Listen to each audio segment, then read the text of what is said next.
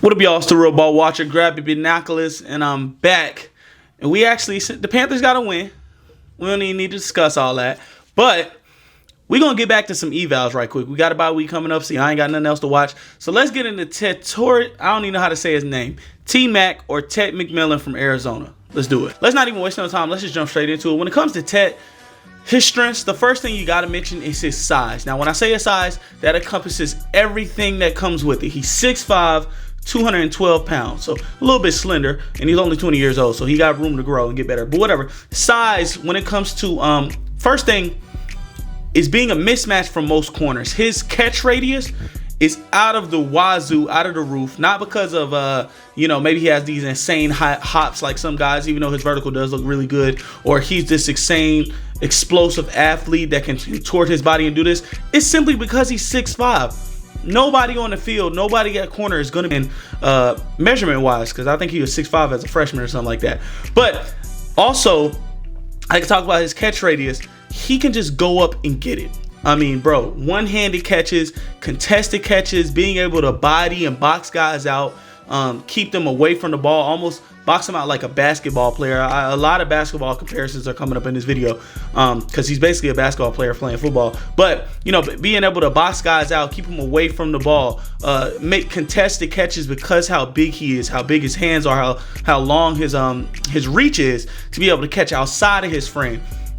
His size is just going to be a mismatch at any level, any position on the field that you want to put him at, whether just that size. But you see guys like Mike Evans, who isn't even 6'5". See guys like Drake London, who I don't think is 6'5" either. I think both of those guys are like 6'4", 6'3". I could be incorrect. But you see both of those guys, they're dominant threats. A guy that's much longer than them and taller than them is going to be just as dominant because of his size and things like that. So that's the first thing you have to mention. Of course, you're going to talk about his contested catch ability, catch radius, all that things. But an underrated aspect as we go into our next point is his run after catch is nuts. Dude, it's already the thumbnail, so I'm not even going to do the suspenseful thing. Oh, who am I comparing him to? This is why Nico Collins is his comparison to me. Nico Collins is another big body guy who can go up and get it over guys. But what Nico Collins does, he's able to catch it over the middle and just keep going. I think he led the league last year, or was in the top 5 at the very least in yards after catch. Tet Mcmillan has that ability, dude. He's able to he has such long legs, he's able to outrun guys, but he also has just this ability to feel where guys are coming from, be able to pivot out of it, be able to move his hip. He has really twitchy, movable hips, and I might as well go into the next point. He's very smooth, so he's running around guys. He has good vision to find lanes. I mean, there's plenty of plays, like I said, with the Nico Collins comparison, where he's coming off of a dig. He gets that dig, the deep dig downfield, and he's able to move the safety, or juke the safety, or pivot out and go the opposite way and add another 10-15 yards, even more, as we've seen. I want to say it was against New Mexico at the beginning of this year, on that kind of crossing route he ran. He was able to take it for a touchdown at the end of the half. Like, he's nuts when it comes to run after catch. He will probably be the best. No, he would be the best run after catch threat on the Panthers. Like, he's not and that's the thing about his type of run after catch. He's not a Debo, a running back type of guy. He's not a Debo. He's not a dude for Kansas City, Rashee Rice. He's not a Luther Burden type of guy where they're bouncing off of guys, they're juking, they're super twitchy, but he's much more of a Nico Collins, where he's such a big threat that he's able to bounce off of guys. He's able to run through arm tackles. It's kind of hard to corral him because how big he is. And he has good speed. He's able to he has good nimbleness to him. So his run after catch, like I said, would be the best on the Panthers. You can throw him a bubble, something you can't do for Xavier Leggett. You can throw him a bubble and he has the smoothness to convert that into running upfield. You can throw him a screen. You can throw him a smoke screen. You can throw him a slant. He's able to turn that into big yards. So run after catch is probably his best. Now, I can't even say it's his best trait because 6'5", 212 is nuts. But his second best, or 1B on his best traits, and I had to put that second so everybody would know this is what you're getting with him. Number 3, I already mentioned it a little bit, his smoothness. Now, I'm going to use it a little bit different than I did with him running. I think his smoothness really shows up. And of course, like I said, translating the ball, catching the ball, turning it into a runner, you have to be really smooth to be able to do that. You see somebody like Xavier Leggett, they kind of need a head of steam to get that yak going. But his smoothness within routes, for a guy that's so big, he's so good at dropping his hips and getting in and out of breaks. Not necessarily bursting out of breaks and being explosive like a Tyreek Hill or somebody like that, but the smoothness to be able to get low and come back towards the ball. The smoothness to run a speed out and not necessarily be a laboring mover. Or one of the best routes I've seen him run, period, when I talk about his hips and dropping those hips and being nimble, is these pivot routes. He run these pivot routes that you think he's running a slant, which makes sense because he's such a big defender. You want guys like DK Metcalf, Mike Evans, Nico Collins running across the middle with that big body being a big target. But he has something that those guys don't have, with his nimbleness, where he's able to almost touch the ground with his hand and break down and put his hips down and get out of that into a pivot route, which leaves the wide open outside of the field where he's able to use his run out to catch ability. That smoothness that he has is going to be, it's almost game breaking, almost, because I mean, he's so big you can't necessarily put a smaller corner on him or a speedy corner because he's just going to be able to catch over them. But he's also, you don't want a big laboring mover who's not good moving side to side, because he can kill them on dig routes. He can kill them on pivot routes, on slants, things like that. Because he has good feet also. I should add this. He has good feet at his releases. He's not, like I said, he's not some super explosive athlete or electrifying, twitched up athlete, but he has this smoothness of a basketball player, kind of like a Kevin Durant-esque smoothness. You feel? That's what he reminds me of a lot. Kevin Durant-esque smoothness, where he's able to get in these release packages with his feet, chop, chop, chop, get out, hesitate and go. He's able to do these pivot routes, things like this. I don't want to keep doubling down on these points, but these three things are what's going to make him a wide receiver one at the next level. But let's move on. Another thing I wanted to mention, this is much more Panther centric because it matters. And I should also say for the Panthers fans that are watching this video, because I know more than just Panthers fans watch this, but for Panthers fans, he has this he has experience working with a smaller QB. Caden Salter, I think. He's not that big. I don't even think he's 6 foot. If he is, he's barely 6 foot. So he has the ability, or he has the experience of working with a smaller QB. And going into this point, he has the IQ, a very high IQ, whether it's scramble drill or versus zone, because he understands with the smaller QB, you have to get into the passing windows. It's been plenty of plays where he kind of runs a comeback route and he sees, hey, the quarterback is he's off to his third read and nobody's open. Let me get into his vision. Let me get into his line of sight so he can give it to me. Pause. Crazy pause. So he can pass me the ball and I can turn it into something. He's shown that ability to get, hey, I'm in one window. He doesn't see me. Let me get to the second window. And even sometimes let me get to the third passing window, and it's able to work out. He does it on digs. He does it on comeback routes. He does it on out and up routes. I mean, I've seen a comeback where he came towards the ball and then, hey, all right, I'm not open. I'm not necessarily creating separation. Let me juke and fake up and go downfield where my quarterback's in the scramble drill. He's able to throw it up and give me a chance. So he has the IQ to know, and that's another thing that's underrated with receivers, knowing where or what the defense is in and being able to find the weakness in that. I mean, I had a argument with somebody on Twitter talking about that Jonathan Mingo Flores Lava catch against the Titans last year, where I'm like, yeah, you can say that Bryce threw it inaccurate, which he didn't. He threw it to where he was supposed to be. And you can say, oh, well, why would he do that when he could just throw it to where his receiver is? Well, your receiver shouldn't be running full speed out of bounds if he knows, hey, this is zone. There's nobody in this zone. There's nobody chasing me. I can settle down and turn it up. He has the IQ to be able to do that. So that's a plus for Panthers fans and for offenses in the league regardless, because you need somebody that's going to be able to sit down his own, or somebody that's going to be able to get open and scramble drill. Next thing I want to talk about is his toughness. There's a lot of catches on his film where he's taking hits, or he has a guy draped all over him and he's able to still pull the ball in. I mean, there's slants where he's getting kind of hit low and hit high at the same time. He's able to stay on his feet and then, go down, but hold on to the ball is most important. There's plays where he's able to jump and go up and high point the ball, and somebody hits him while he's in the air. He's still able to hang on to the ball and not necessarily drop it. He's taking some good licks on the film. So you want to see that from a taller receiver. You don't want to, I'm not going to diss him. You don't want a Devin, that's dissing. You don't want a Devin Funchess-esque receiver where he doesn't necessarily play to his size at the catch point. You don't want a, I can't think of any taller guys where, hey, or Quentin Johnston, you expect him to be able to hold on to these tough catches, high point the ball and do all of that, but he's not necessarily the best at that. So you like to see that toughness within him. That lets you know, hey, I can use him on slants. He can come across the middle of the field on digs and win, which he's really good at, because we're not worried about, hey, he's going to short arm the ball, or they're going to draw the ball out if they're able to get a good hit on him across the middle. You don't necessarily have to worry about that. Next thing I want to talk about, very deceptive speed. He's not a burner. He's not just outrunning everybody on the field. He's not going to run 4.3, I don't think. If he runs 4.3, that's nuts. That's Calvin Johnson-esque. But he's not that guy. But he does have pretty good speed. I would say he's probably high 4.4 because he's able to threaten deep. I mean, there's plays where guys are playing off coverage. He's beating a safety on a slot fade. Like, he's able to get on top of them and stack them. He's able to beat Travis Hunter, not necessarily burn them, but the receiver being able to get on top of the corner and stack them is beating them deep. So you got to have good enough speed and technique to be able to do that. So he has deceptive speed because his legs are so long. He's a good strider, and because he's so smooth, he's able to get up to that speed pretty quickly, or where it looks like he's jogging, but he's moving pretty fast if you out there, especially if you're a 5'11" corner and you got a 6'5" guy with much longer legs.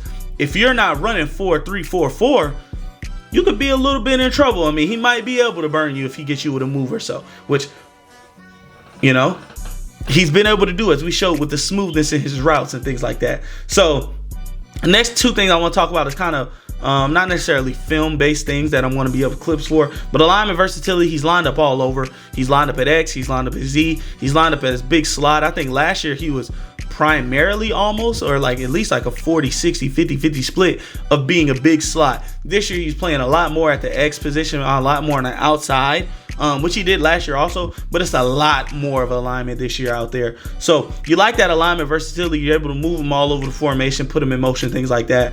Also, elite production from the jump. As a true freshman, 18-year-old, he came in and had 700 yards and 8 touchdowns. Nuts. Second year player as a 19-year-old, because he's 20 right now. He was able to come in with 1,400 yards and 10 touchdowns with an NFL receiver on the opposite side, and Jacob Cowing, who y'all know I was a really good believer, really big believer in. He hasn't got his opportunity in San Francisco, but he's good, trust me. So he was able to do that next to Jacob Cowing. I want to say he led them in receiving too. And then this year he already has 1,000 yards with 2-3 games left. It's not the same production as last year where it's 1,400. Well, but then again, I think they might be eligible for a bowl game, so I could be wrong. He might be able to get to 1,400 again, but 1,000 yards and like 6 touchdowns, something crazy like that. But yeah, elite production from the jump. A lot of the analytic guys, you know, they talk about breakout age and yards per reception or yards per route run, things like that. All those analytics he should be really good in, especially when it comes to breakout age, because 39 catches for 702 yards and 8 tutties as an 17, 18-year-old, that's tough. That's tough. And he's playing in the Pac-12. So it's not necessarily like he's playing in the Sun Belt or the American League or something like that, where it's a much lower competition. He's playing against NFL guys. So that's all I got when it comes to the strengths to tech.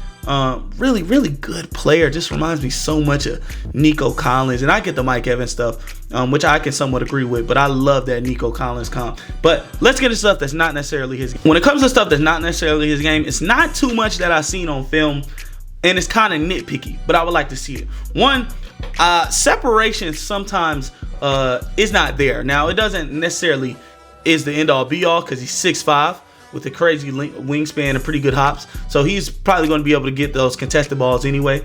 But separation isn't always there. I'd like to see him get a little bit better at creating separation. It's not as bad to where he's getting jammed up and drived out of bounds downfield and things like that. But you do want to create, you know, a little bit more open opportunities for your QB on things like drags, you feel me, or slants and things like that. You want to see a little bit more separation on dig routes down the field, on comeback routes down the field. I can give it a little bit of a break.